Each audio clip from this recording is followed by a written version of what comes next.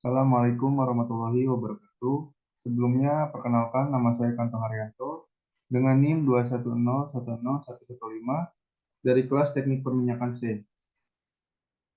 Di sini saya akan mempresentasikan tugas remedial teknik pemboran 1.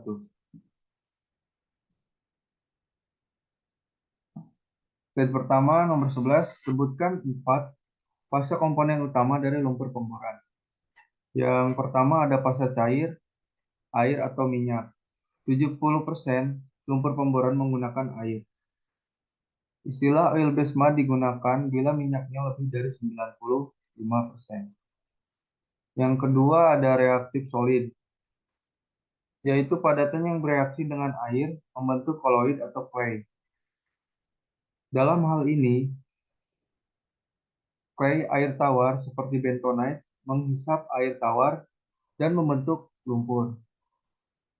Contoh bahannya itu seperti gambar di samping ada drilling fluid bentonite. Yang ketiga ada inner solid, zat padat yang tak bereaksi dengan air.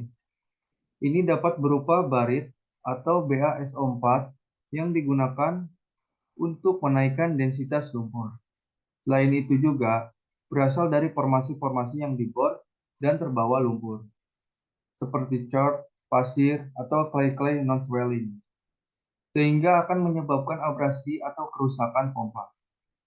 Yang keempat ada fase kimia, merupakan bagian dari sistem yang digunakan untuk mengontrol sifat-sifat lumpur, misalnya dalam dispersion atau menyebarkan partikel-partikel clay atau flocculation, pengumpulan partikel-partikel clay.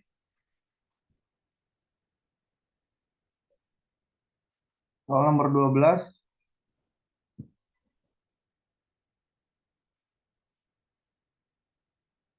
fungsi lumpur dalam mengangkat cutting ke permukaan tergantung dari dua faktor, yaitu yang pertama itu ada viskositas. Seperti yang kita ketahui, viskositas menyatakan kekentalan dari lumpur pemboran, di mana viskositas memegang peranan dalam mengangkat serbuk bor ke permukaan. Makin kental lumpur, maka pengangkatan cutting kurang sempurna dan akan mengakibatkan cutting tertinggal di dalam lubang bor. Yang kedua ada densitas atau berat jenis lumpur. Densitas berhubungan langsung dengan fungsi lumpur sebagai penahan tekanan formasi. Adanya densitas lumpur yang terlalu besar akan menyebabkan lumpur hilang ke formasi. Seperti gambar di samping itu ada hilangnya lumpur ke formasi atau loss circulation. Dan gambar yang di samping ketika densitas lumpur terlalu rendah itu akan menyebabkan kick atau masuknya fluida formasi ke dalam lubang bor. Maka densitas lumpur harus disesuaikan dengan keadaan formasi yang akan dibor.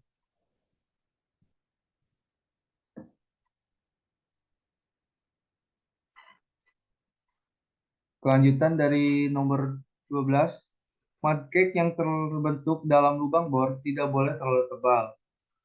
Sebutkan dua cara untuk memperbaiki sifat wall building pada lumpur pemboran.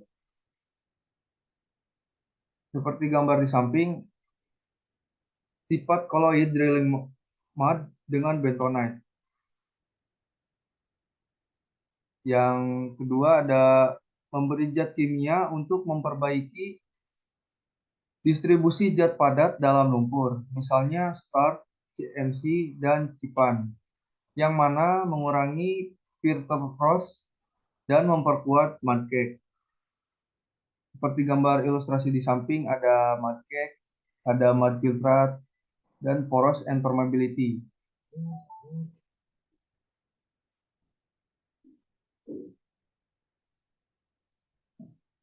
Next, nomor 13. Pertanyaannya, jelaskan pengertian-pengertian dalam penilaian formasi sebagai berikut. Yang pertama itu ada wireline logging. Wireline logging biasa disebut dengan kegiatan untuk merekam kondisi di bawah permukaan yang telah dibor melalui parameter-parameter fisis. Jadi ketika lubang telah dibor, alat ini bertugas merekam ada apa sih di bawah permukaan dan berusaha semaksimal mungkin untuk menggambarkan sama persis seperti aslinya, mulai dari batuannya apa, fluidanya gimana, kondisi lubang bor gimana, dan porositasnya bagaimana. Sampai gambar lubang bornya pun juga bisa dan berbagai macam lainnya.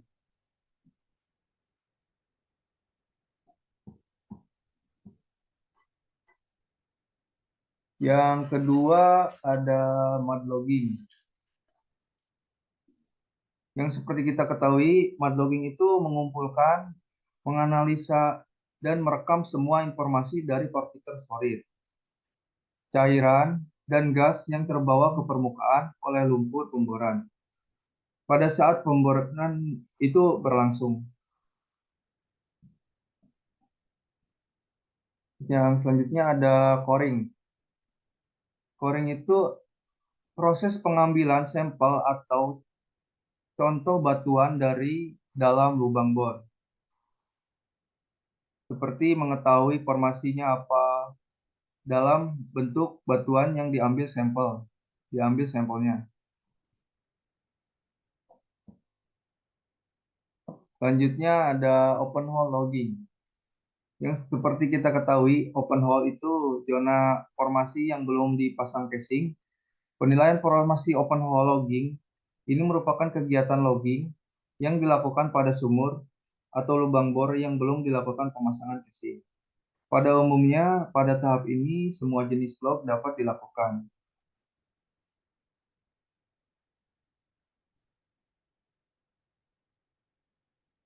Lanjut ke nomor 14. Jelaskan apa yang dimaksud dengan freshwater mud.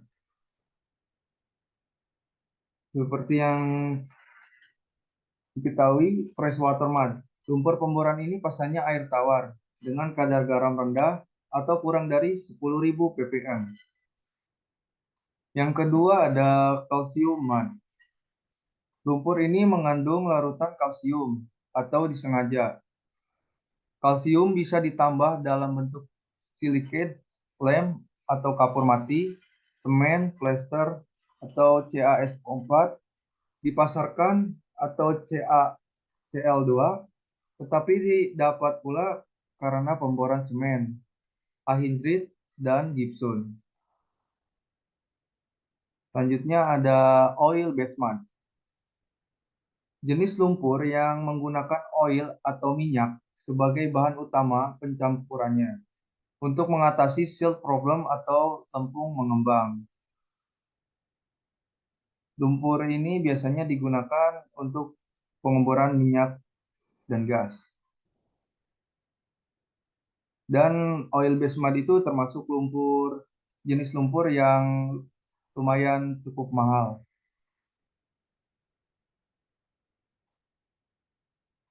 Selanjutnya ada gaseous drilling fluid. Menggunakan gas sebagai bahan utama pencampurannya.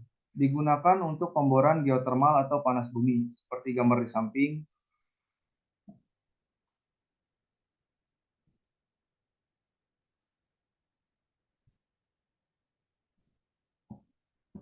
Selanjutnya nomor 15, sebutkan dua fungsi utama dari production casing, yaitu memisahkan formasi produksi dengan formasi lainnya. Maksud memisahkan formasi produksi dengan yang lainnya itu seperti formasi produksi yang telah diperporasi dan mengandung senyawa hidrokarbon yang ada di dalamnya, seperti pada gambar berikut.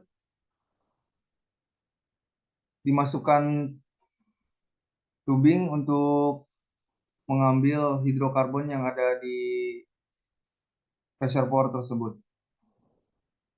Yang kedua ada menyediakan tempat untuk alat bantu produksi seperti electrical submersible pump yang kita ketahui ESP itu Ada di atas permukaannya ada motor control panel, transformer, Justin box, wellhead, dan zona surface zone. Di bawah permukaannya itu ada kabel, pump gas separator, intake atau protektor. Jadi motor motor atau sensor ditaruh di bawah permukaan di zona produksi dan di atas motor itu di-sekat oleh packer dan motor tersebut pompa tersebut menyedot fluida yang ada di reservoir tersebut.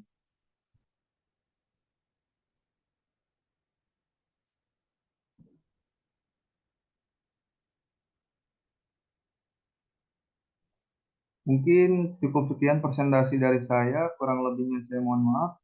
Saya akhiri wabillahi taufiq walhidayah. Wassalamualaikum warahmatullahi wabarakatuh.